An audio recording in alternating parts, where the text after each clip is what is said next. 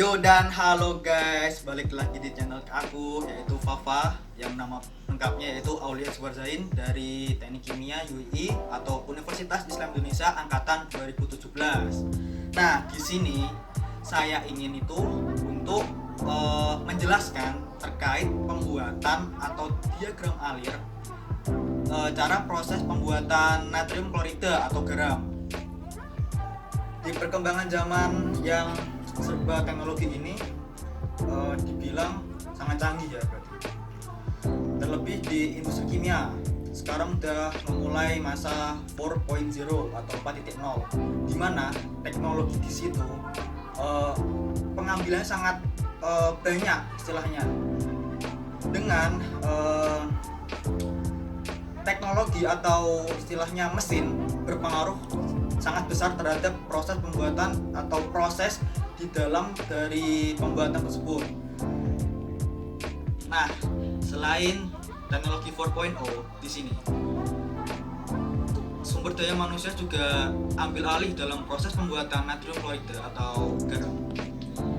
Nah, untuk di Indonesia sendiri pembuatan natrium klorida atau garam kurang diminati atau sedikit untuk pabriknya, sehingga konsumsi pada masyarakat di Indonesia sendiri sangat banyak dan Indonesia sendiri kurang memasok atau kebutuhan garam sendiri kurang, sehingga Indonesia itu harus mengimpor atau mengambil atau membeli dari negara-negara lain atau luar negeri sehingga kebutuhan yang di Indonesia ini tercukupi. Maka dari itu aku akan menjelaskan terkait proses pembuatan khususnya di bidang teknik kimia khususnya nanti, karena teknik kimia sendiri itu mempelajari proses rekayasa dari bahan baku pembuatan, prosesnya di dalam sana sampai produk jadi. Tahu nggak sob, apa itu garam?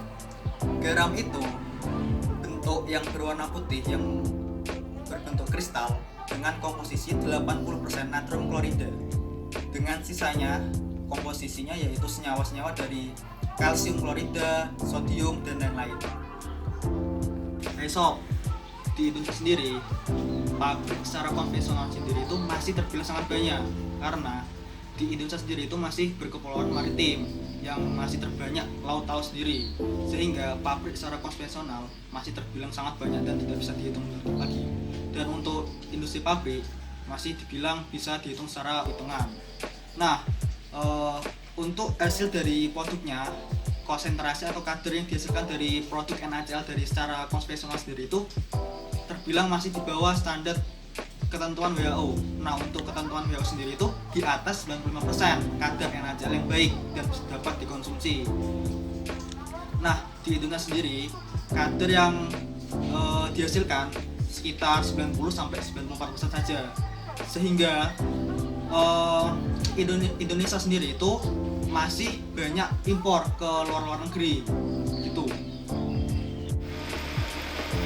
Hai sob, sini saya akan melanjutkan yang kemarin. Untuk kali ini saya akan menjelaskan tentang proses produksinya atau proses terkait tentang pembuatan NaCl. Yang pertama itu proses produksi tentang penguapan air laut dengan metode solar evaporating. Nah, solar evaporating ini menggunakan metode pemanasan matahari. Nah, untuk yang pertama sebelum ke masuk ke prosesnya, kita harus pre-treatment atau persiapan bahan baku. Nah, di sini tuh bahan bakunya itu full air laut. Selanjutnya untuk prosesnya yang pertama itu pengeringan lahan. Nah, pengeringan lahan di sini itu tempatnya itu bisa berupa peta-peta, bisa berupa tingkatan segala macam. Itu terserah orang yang membuatnya atau ke perusahaannya. Untuk yang kedua, pengolahan air peminiman. Peminian itu sebagai pengolahan waduk kecil gitu, sehingga nanti itu prosesnya itu dapat berlangsung secara efektif dengan metode itu. Untuk selanjutnya pengolahan air dan tanah. Terus dan selanjutnya untuk yang terakhir prosesnya itu proses pencucian. Nah, proses pencucian ini berfungsi untuk meningkatkan kandungan NaCl dan untuk menghilangkan kalsium, magnesium yang terkandung dalam garam tersebut. Nah, untuk reaksinya nih sob, untuk reaksinya ini mereaksikan dengan Na2CO3 dan NaOH, sehingga reaksinya itu menjadi CaCl2 ditambah Na2CO3 menjadi CaCO3 ditambah 2NaCl. Nah, NaCl-nya ini udah termasuk garam sob. Untuk faktor-faktornya nih, untuk faktor-faktornya yang mempengaruhi terkait produksinya itu yaitu air laut, keadaan cuaca, tanah, pengaruh air, dan cara penguatan garam. Gitu sob. Nah sob, untuk proses produksi yang kedua yaitu rekristalisasi atau pembentukan kristal kembali air laut.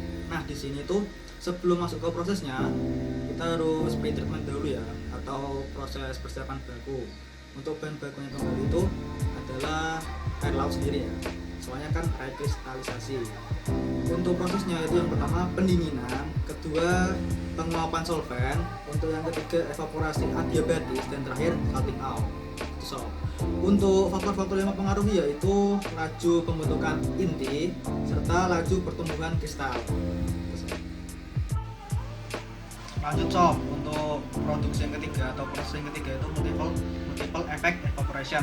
Nah, multiple effect evaporation ini skalanya industri ya sob ya. Untuk pretreatment atau bahan bakunya nih, yang persiapkannya yang pertama yaitu saturated brine atau leburan garam, air, brine, soda as, sama caustic soda. Untuk proses-prosesnya nih, yang pertama di aerator. Di aerator ini untuk menghilangkan kandungan nitrogen sulfit. Untuk yang proses kedua, settling tank untuk pengendapan dengan dibantu campuran caustic soda, soda as, serta brine sehingga didapatkan larutan garam. Nah ini reaksi-reaksinya ya sob ya. Untuk yang langkah yang ketiga, di evaporasi multiple effect, yaitu untuk pemengatan dari larutan garam tersebut. Untuk yang selanjutnya filter. Nah di filter ini untuk dipisahkan larutan garam. Untuk yang selanjutnya yaitu washer atau penyucian untuk mendapatkan larutan garam diinginkan. Untuk yang selanjutnya dryer ini untuk menyaring atau memvakumkan brine untuk menjadikan sodium klorid atau natrium klorid. Gitu sob. Nah sob, untuk manfaat garam nih, yang pertama untuk minuman kesehatan, garam mandi, garam konsumsi, cairan infus, untuk sabun dan sampo, serta yang terakhir itu untuk penyedap rasa. Gitu sob. Makasih ya sob telah menonton video aku. Semoga video ini bisa menambah wawasan kalian.